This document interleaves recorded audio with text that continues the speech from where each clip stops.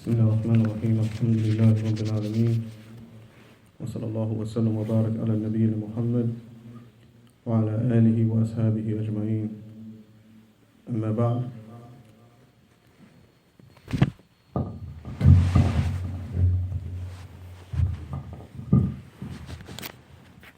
We continue in the Risala of Sheikh Abdul Aziz Al-Sadhan حفظه الله تعالى من أخلاق الأنبياء,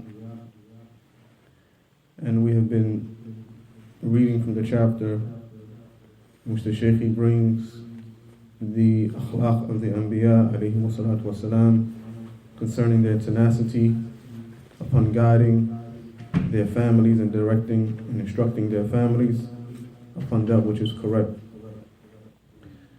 We take in this particular chapter in a few parts, and we have a little bit more to go, and we'll probably not finish this chapter tonight, inshallah. But the next prophet that we want to look at from amongst his khuluq in dealing with his family and his hirs upon guiding them is Yaqub alayhi salatu wassalam. And the Shaykh mentions, he says, كَانَ حَرِيصًا عَلَى ذُرِّيَّتِهِ. Yaqub alayhi salatu wassalam was vigilant, and he had a tenacity upon his progeny and his offspring. فعندما أخبره يوسف عليه الصلاة والسلام برؤياه قال له يا بني لا تقصص رؤياك على إخوتك فيكيد لك كيدا. And he brings an example in Surah Yusuf, when Yusuf alayhi salatu wasalam, who was Ibn Yaqub, Yusuf alayhi salatu wasalam, who was the son of the Prophet Yaqub, Yusuf ibn Nabi. He was a Nabi, Ibn Nabi. He was a prophet, and he was the son of a prophet, who was the son of a prophet, who was the son of a prophet. And Yaqub, he said to Yusuf alayhi salatu wasalam, "O my son, do not relate this dream of yours to your brothers. فَيَكِيدُ لَكَ كَيْدًا." And he feared for him that possibly because of this dream being related to them from Yusuf, that they would plot against him. وَيَخْشَى عَلَيْهِ الصَّلَاةُ وَالسَّلَامُ أَن تَتَفَرَّقَ الْأُسْرَةُ. And he feared by way of this that his family, that his children would separate and become separated and divided and division amongst them because of this.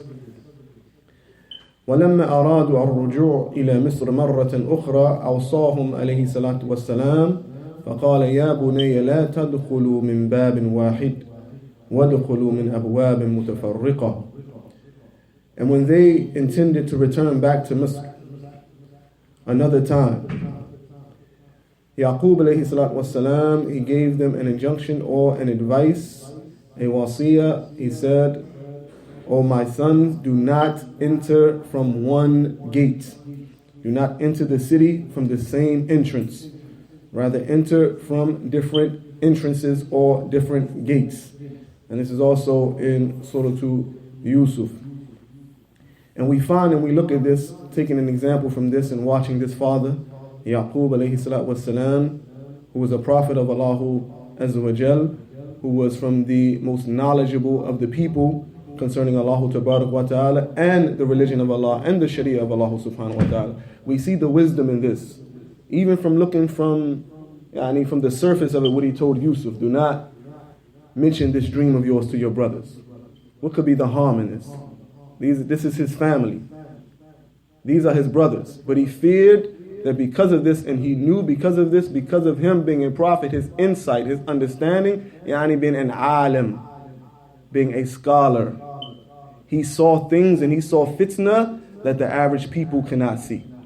And this is a very important lesson to take when we read the Quran and we see the example of these prophets who were ulama, and the greatest of ulama, the greatest of people of knowledge.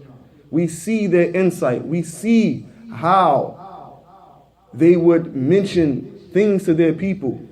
They would see things and they would advise their people and they would warn their people from an oncoming fitna, and the awam, the common people, could not understand this. Especially Banu Israel, they were buck all of the time on Musa alayhi salatu wasalam. But that says the ulama, the scholars say that a scholar, he sees the fitna when it's coming. And the average people see the fitna when it has already come and turn around and is leaving. After everything has become destroyed, things have become messed up, things have turned into chaos. Now the common people, they know the fitna, like the people of Qarun. After Qarun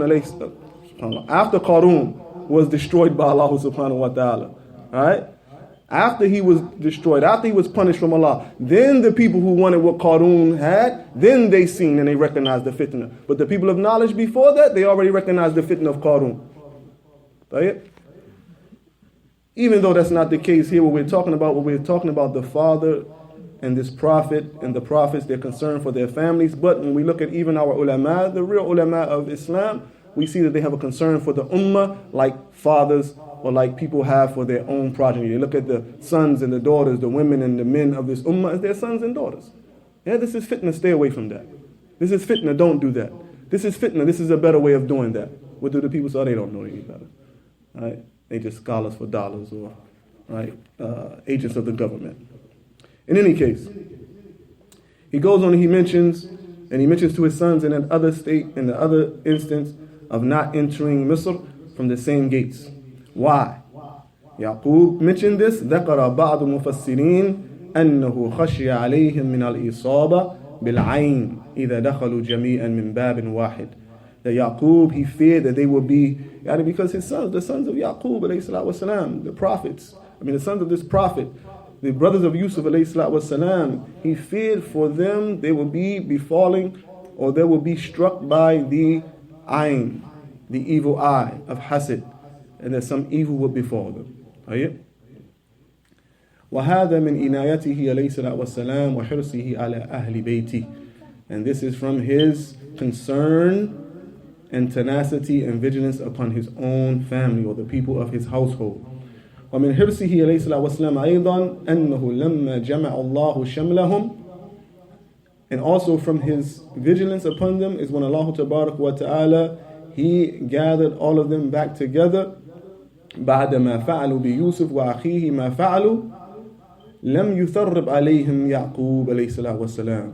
After they were all reunited again, after they did what they did to Yusuf, after they did what they did to his brother Binyamin, we know what they did. They took Yusuf, they threw Yusuf in the well. Yusuf was taken out of the well. They sold Yusuf, subhanAllah, his own brother, subhanAllah.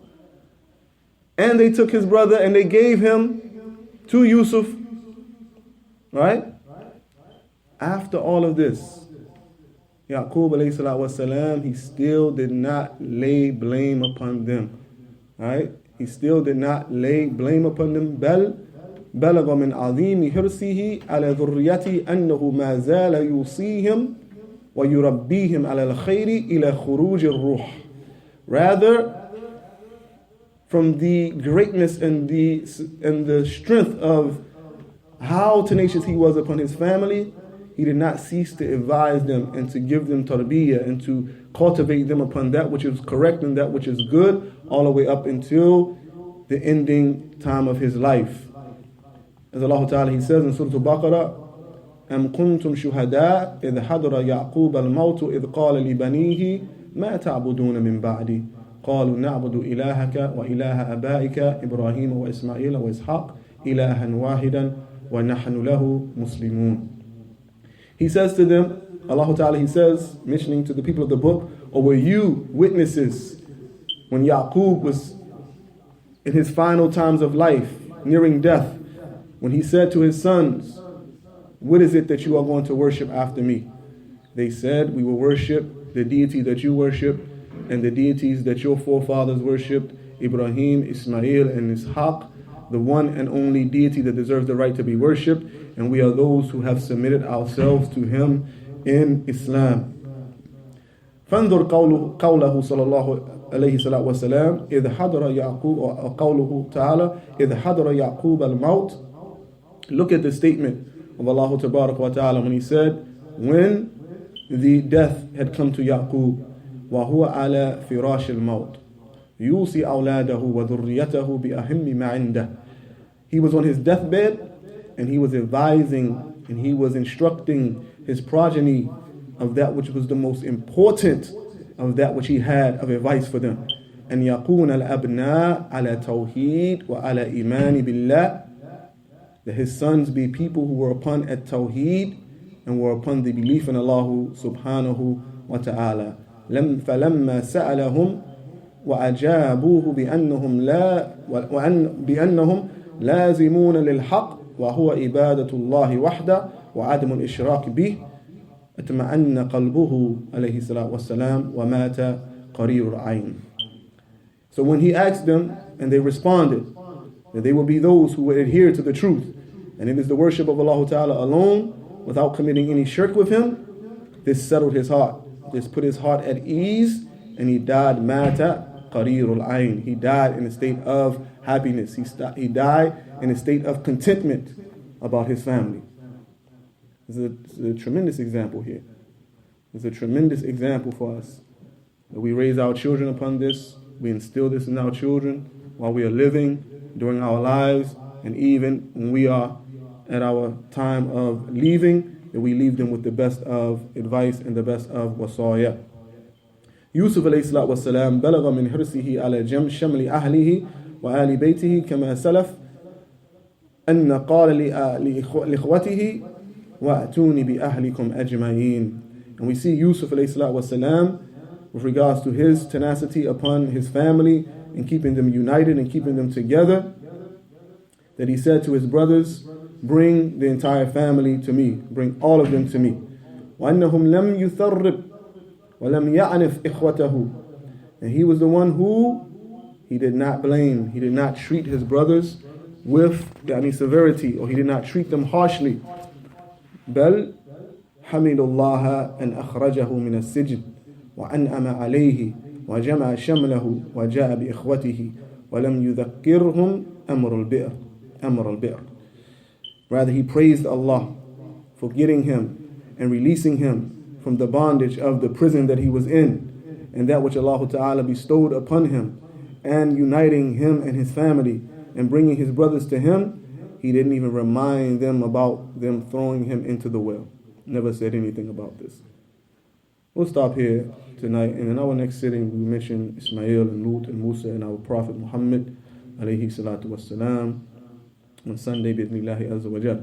But these examples here, this very short booklet, it's a very beautiful booklet of the examples of the best of mankind, the prophets and messengers, our examples, and the best of them, our messenger Muhammad sallallahu alayhi wasallam. And these examples are many in the Quran, and they are there for us to read and to understand them, and to read the tafsir and the statements of the people of knowledge, as well as the statements of the people of the past concerning these particular issues and these stories and these examples from the prophets and the messengers. We ask Allah subhanahu wa ta'ala to allow us to follow them and to imitate their example within our families, within our communities, within our neighbors, within everyone that we come into contact with, as the people of the Sunnah are the people who are most merciful to the creation. The people of the Sunnah, the people of the pure religion of the Messenger of Allah ﷺ, are the people who are the most merciful to the creation. Whether that creation be the believers of the creation, the disbelievers of the creation, the innovators of the creation, the wicked of the creation, we are the most merciful in the guidelines of Islam than anyone else. As I read a statement of Ibn Taymiyyah, we'll stop here today. I read a statement of Ibn Taymiyyah last night, who said that Ahlul Sunnah are more merciful with the people who oppose the Sunnah than they are within their own ranks. That Ahlul Sunnah are more merciful and more kind and deal with the people more justly, he said, than the people that oppose them do to one another. He said Ahlul Sunnah are more just to the Rafidah than the Rafidah are to their own selves and those amongst them. And every Ta'ifa that opposes Ahlul Sunnah are more just to them, and they don't commit any dhulm against them, because dhulm is haram. SubhanAllah. This is a tremendous statement from this Shaykh al-Islam Ibn Taymiyyah rahimahullah ta'ala. And yet we find people today that when there are those who oppose the truth, they treat them in the most roughest and the most toughest and the most unjust ways that you can imagine. Wallahu ta'ala a'lam wa sallallahu ala nabiyyina Muhammad wa ala alihi wa sahbihi wa sallam.